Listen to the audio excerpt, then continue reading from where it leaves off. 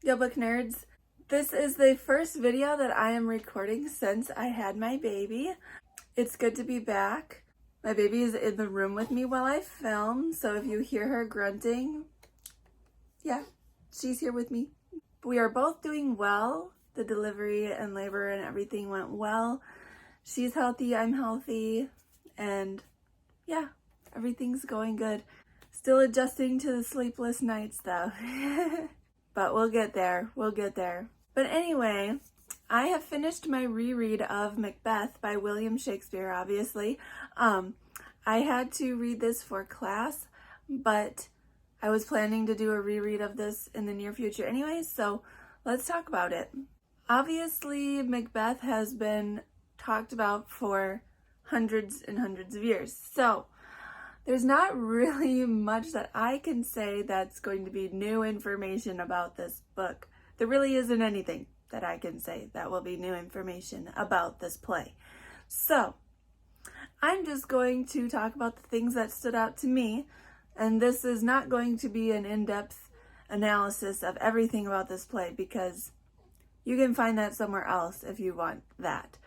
But basically, Macbeth is a tragedy, if you're not familiar. And Macbeth is a nobleman of Scotland, and he is told a prophecy that he will become king. And to fulfill this, he ends up killing the king. And then he spirals from there. So that's the basic plot of this play, very simplified. But I want to talk about some things in particular about it. So spoiler alert, I'm going to get more in-depth now. So if you don't want any more information, just skip ahead. Basically, women in this play are portrayed awfully. They are pretty much the ones that drive Macbeth to do what he does, to betray his friend, the king. They bring about all this destruction on Macbeth. The three witches, the weird sisters, if they would have never told Macbeth the prophecy that he would be king, then none of this would have ever happened, right? So he only wants to be king because he was told by the witches that he would be king. So they are like sinister and maniacal. Like, why did they do that? They knew what was going to happen. And then Lady Macbeth, I hate her. I hate Lady Macbeth. Like, she is a bitch. For lack of a better word, she is a bitch. When Macbeth is like wavering and like thinking he probably shouldn't kill the king, she like eggs him on. She's like questioning his manhood. She's like, come on, you coward. Come on, you can kill the king. If you don't want to kill the king, I'll kill the king. And I just can't stand Lady Macbeth. She's evil. And she's just another driving force along with those witches. So yeah, the women pretty much are not portrayed well. They are the evil ones, pretty much. So women are the bad guys, pretty much. But Macbeth isn't innocent either because he does eventually kill the king. And so, like, he betrayed someone that he served, that he worked for, that he was loyal to. He betrayed all that loyalty. Like, he was no longer loyal. He was a backstabbing jerk. And so Macbeth, too, he's our main character, and he's a bad person. And so I don't root for him. I don't want him to succeed. I want him to fail because him and his wife are evil.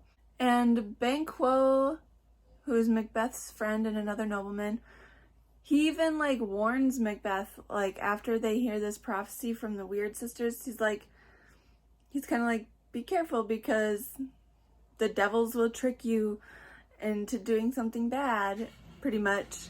And Macbeth doesn't listen and he falls for it and he's tricked into doing something bad, and it ends up being his downfall too. Because at the end of the play, Macbeth ends up being killed. And so if Macbeth had never killed the king, he would still be alive and the king would still be alive, and he just brought it all on himself. It's an argument for ambition being just not a good thing sometimes. So speaking of Macbeth's end, he's told another prophecy that says he can only be killed by someone that wasn't born of a woman. That part has aged really badly. So the person that ends up killing Macbeth is named Macduff, and Macduff was not born of a woman. He was cut out of his mother when she was giving birth, so basically she had a C-section. I think all the women today that have had C-sections would argue that that is giving birth. And so, yeah, I thankfully did not have to have a C-section. I give so much props to women that have had C-sections because that freaks me out. It is so intense. So yeah, that part has not really aged very well. Yeah, anyway, we'll just skip ahead. I feel like this review is just all over the place. I want to talk about one scene in Act 4. Let's see. It's Act 4, Scene 1. And so Macbeth is talking to the Weird Sisters again. And this is where he gets that prophecy about his death. But he is also asking about Banquo, and he's asking if Banquo's descendants will become king, because that was part of the original prophecy, was that Macbeth will become king, but Banquo's descendants will be king after. And so the Weird Sisters are telling him that they see Banquo's line stretching on, and they see, it says here, I see that twofold balls and treble scepters carry, which is a reference to James the First of England, who is also James the Sixth of Scotland. So that is a reference to him because he has two kingdoms. And King James was king when Shakespeare was alive and writing. And King James is said to be a descendant of Banquo. Macbeth is a real person. This play is not historically accurate, obviously, because of witches and whatnot. But Macbeth was a real person. He did overthrow a king, and he did die. I don't know much more about the actual history than those basics, but he was a real person, and King James is said to be a descendant of Banquo, who was also a real person. And so the fact that Shakespeare is writing about that and has a little Easter egg about King James in there, it's basically, in my opinion, he's trying to suck up to the king. Shakespeare is trying to suck up to the king. He wrote this play to show how bad Macbeth was and how wonderful Banquo and his descendants would be, and in effect, how wonderful King James is. So, like, yeah, Shakespeare was kind of sucking up to the king at the time. I hope that makes sense. I feel like I explained that really badly, but yeah, Macbeth was a real person, Banquo was a real person, King James is said to be descended from them, and so the references in here, basically Shakespeare is sucking up to the actual king. Hopefully that made sense. Before we wrap things up, I just want to point out a few of the famous lines from this play. In Act 1, Scene 5, you have Lady Macbeth saying, "Come you spirits that tend on mortal thoughts, unsex me here." The "unsex me here" is a pretty famous line. She's basically saying, take away my weak femininity so that I can help kill the king.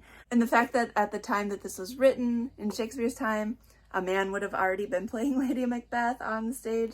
It's kind of funny. But yeah, the "unsex me here." I find that ironic too, that Lady Macbeth is saying "unsex me here," like make me more like a man, when she has also like tore down her husband because she said he's not being man enough, and the women in this play are like the bad ones. So like, it's just kind of ironic that she wants to be more manly, yet the women are the bad ones pretty much that drive this play. In Act 3, Scene 2, we have Lady Macbeth again saying the famous "what's done is done." I love that line. In Act 4, Scene 1, we have the witches again, and they're doing the famous "double, double, toil and trouble, fire burn and cauldron bubble." That gets referenced so much, especially like in modern witch stories. They reference that a lot, it seems like. And then the last famous one I will reference is in Act 5, Scene 1. We have Lady Macbeth again with the famous spot scene. "Yet here's a spot. What will these hands ne'er be clean?" That famous scene where Lady Macbeth has kind of gone crazy and she's trying to scrub blood off her hands, which isn't there because she's kind of dreaming it. That's a pretty famous scene from this story. Yeah, I feel like this review is all over the place, but those are just things I wanted to talk about in regards to Macbeth because they stood out to me. There's obviously a lot more about this play that you can find online elsewhere. It kind of goes without saying that I think Macbeth is worth checking out. I think Shakespeare is worth reading. It is difficult to read. I highly recommend these Folger editions. They're great. They have great notes and they have great scene summaries. But yeah, if you're looking for a challenge, I would say check this out. If you're looking for a good revenge story, a good tragedy, a right versus wrong and good versus evil kind of story, that is Macbeth. And this is one of the few stories that I've read where the main character is evil and you don't like him. At least I don't. I don't like him. And it's done really well and successfully. Shakespeare's a genius, you guys. I mean, it goes without saying. Shakespeare is a genius. Let me know if you've read Macbeth, if you've seen Macbeth performed. I have not seen it performed. I would love to, though. So let me know your thoughts about it in the comments. I have started reading something new. I have finally decided to pick up The Great Gatsby by F. Scott Fitzgerald. I have never read this, and I'm ashamed to say that because it seems like everybody in my field has read this book. And even in class, there are so many references to this book.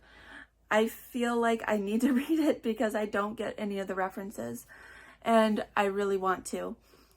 And so, yeah, like in class, so many of my textbooks mention this book or talk about things from this book.